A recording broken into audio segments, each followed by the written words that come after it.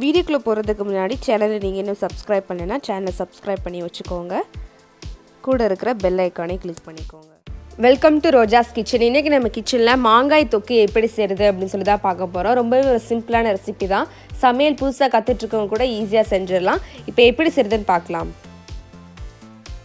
இப்போ நான் ஒரு மாங்காய் எடுத்திருக்கேன். இந்த மாங்காய் என்ன சொல்லுவாங்க அப்படின்னு பார்த்தீங்கன்னா மூக்கு மாங்காய்னு சொல்லுவாங்க. இந்த மாங்காயில் செஞ்சால் தான் நல்லா டேஸ்ட்டாக இருக்கும். இப்போ நான் அந்த மாங்காயை நல்லா துருவி எடுத்து வச்சுருக்கேன்.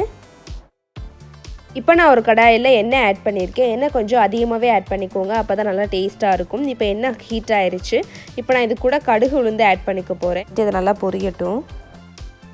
இப்போ கடுகு நல்லா பொரிஞ்சிருச்சு. இப்போ நான் இது கூட துருவி வச்சுருக்க மாங்காயை ஆட் பண்ணிக்க போகிறேன்.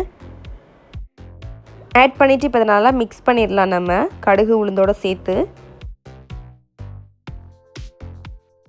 இப்போ நான் இது கூட 1/4 டீஸ்பூன் பெருங்காயத்தூள் ஆட் பண்ணிக்கிறேன். ஆட் பண்ணிவிட்டு அதையும் சேர்த்து நல்லா மாங்காய் கூட சேர்த்து நல்லா மிக்ஸ் பண்ணிக்கோங்க. இப்போ நான் இது கூட மிளகாய்த்தூள் ஆட் பண்ணிக்க போகிறேன். மிளகாய்த்தூள் வந்து உங்கள் காரத்தை அந்த மாதிரி ஆட் பண்ணிக்கோங்க. கொஞ்சம் கூடவே மிளகாய்த்தூள் ஆட் பண்ணிக்கோங்க, அப்போ தான் வந்து சீக்கிரமாக கெட்டு போகாமல் இருக்கும். ஏன்னா நம்ம இதை ஸ்டோர் பண்ணி யூஸ் பண்ணிக்க போகிறோம். இப்போ இது நல்லா வதங்கிருச்சு. இப்போ இது கூட நம்ம உப்பை ஆட் பண்ணிக்கலாம். உப்பை ஆட் பண்ணிவிட்டு எல்லாத்தையுமே நல்லா மிக்ஸ் பண்ணிடுங்க. ஏன்னா நல்லா மேலே வந்து நிற்கிற வரைக்கும் நம்ம வெயிட் பண்ணலாம். இப்போ பாருங்கள், மாங்காய் தொக்கை சுற்றி நமக்கு எண்ணெய் வந்து நிற்குது பாருங்கள், நல்லாவே தெரியுது சுற்றி நிற்கிறது. ஸோ இந்த ஸ்டேஜில் நம்ம வெந்தயம் பொடி ஆட் பண்ணிக்கலாம். நான் கொஞ்சம் வெந்தயத்தை எடுத்து நல்லா பொன்னிறத்துக்கு வறுத்துட்டு மிக்சியில் கிரைண்ட் பண்ணிக்கிட்டேன். அது கொஞ்சமாக ஆட் பண்ணிக்கலாம். ஒரு 1/4 டீஸ்பூன் கிட்ட ஆட் பண்ணிக்கோங்க. ரொம்ப வெந்தயம் ஆட் பண்ணிட்டீங்க அப்படின்னா கொஞ்சம் கசந்துரும். ஸோ அதனால் கம்மியாகவே ஆட் பண்ணிக்கோங்க. ஆட் பண்ணிவிட்டு அதே நல்லா மிக்ஸ் பண்ணிக்கோங்க. அடுத்து நான் ஒரு 1/2 ஸ்பூன் வந்து வெல்லம் ஆட் பண்ணிக்க போகிறேன். வெல்லம் ஆட் பண்ணால் நல்லா டேஸ்ட்டாக இருக்கும். ஸோ வெல்லம் ஆட் பண்ணிவிட்டு அதையும் நல்லா மிக்ஸ் பண்ணிக்கலாம்.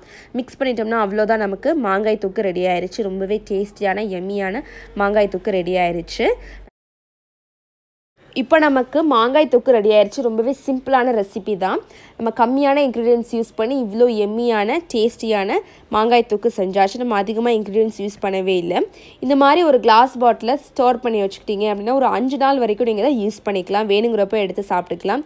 அதுவே நீங்கள் வந்து ஃப்ரிட்ஜில் எடுத்து வச்சுருந்தீங்க அப்படின்னா 1 மாதம் வரைக்கும் நீங்கள் தான் யூஸ் பண்ணிக்கலாம். ஸோ வெளியில் வச்சுருந்தீங்கன்னா 5 நாள், ஃப்ரிட்ஜில் எடுத்து வச்சிங்க அப்படின்னா 1 மாதம் வரைக்கும் யூஸ் பண்ணிக்கலாம். இந்த மாதிரி நல்லா டைட்டாக மூடி போட்டு மூடி வச்சுருங்க. இந்த மாதிரி நீங்கள் டைட்டாக மூடிட்டீங்க அப்படின்னா கெட்டு போகாமல் இருக்கும். நீங்கள் இதை இட்லி, தோசை, ரச சாதம், தயிர் சாதம் எல்லாத்துக்கூடமே வச்சு சாப்பிடலாம். அவ்வளோ டேஸ்ட்டாக இருக்கும். ஸோ மறக்காமல் வீட்டில் ட்ரை பண்ணி பாருங்கள். ட்ரை பண்ணி பார்த்துட்டு எப்படி இருந்துச்சு அப்படின்னு சொல்லிட்டு கமெண்ட் பாக்ஸில் ஷேர் பண்ணுங்கள். இந்த வீடியோ பிடிச்சா லைக் பண்ணுங்கள். உங்கள் ஃப்ரெண்ட்ஸும் பார்க்கணும்னு வச்சிங்கன்னா மறந்துடாமல் அவங்களுக்கும் ஷேர் பண்ணுங்கள். சேனலுக்கு புதுசாக இருந்தீங்க அப்படின்னா மறந்துடாமல் சேனலை சப்ஸ்கிரைப் பண்ணி வச்சுக்கோங்க. கூட இருக்கிற பெல் ஐக்கானே கிளிக் பண்ணி வச்சுக்கோங்க. இன்னொரு ரெசிபினா உங்களை மீட் பண்ணுறேன். பாய்.